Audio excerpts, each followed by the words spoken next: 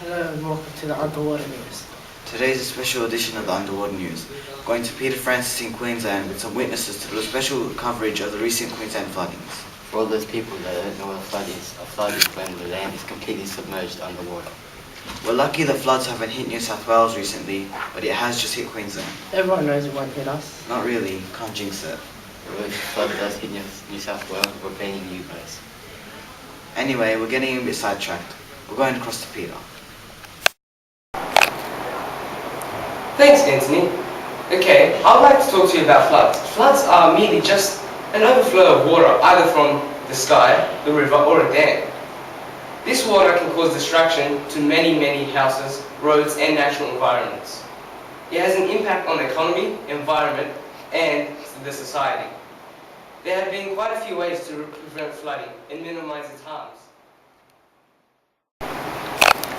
As you can see here, the devastating effects of recent flooding. Oh wait, before I forget to tell you, there is also a flight or fight situation which many individuals and groups must face and answer and respond quickly during the flood. Queensland flood statistics. Much of central and southern Queensland, including Brisbane, Rockhampton, Emerald, Bundaberg, Dalby, Toowoomba and Ipswich were affected by the flood. There was about $30 billion worth of damage in Queensland. There are 35 people that are confirmed dead and there are still 9 more missing. We've recently been joined by Ahmed, who has been affected by the floods. How are your experiences with the floods? It wasn't too good like usual. All my possessions, my house, and I didn't even know about my relatives. Probably they're gone. Okay, well how did you feel when you discovered all this happened to you? It was very bad like any other person would say, but I don't know how I'm going to get my life back together. Well, I understand you're homeless. Where do you live now that your house has been destroyed? One of those NGOs, St. Vincent de Paul, they now help me in a homeless shelter with all the other people that got affected. Okay, well thank you for joining us. We hope you're able to recover. Hello, I'm joined with Luke Joseph, the volunteer rescuer. What are some of your strategies to help these people? Oh well, as volunteers, we help our victims in many ways. One of the ways that we help construct some of the buildings, and we help build up some of the homes which were destructed severely by the floods.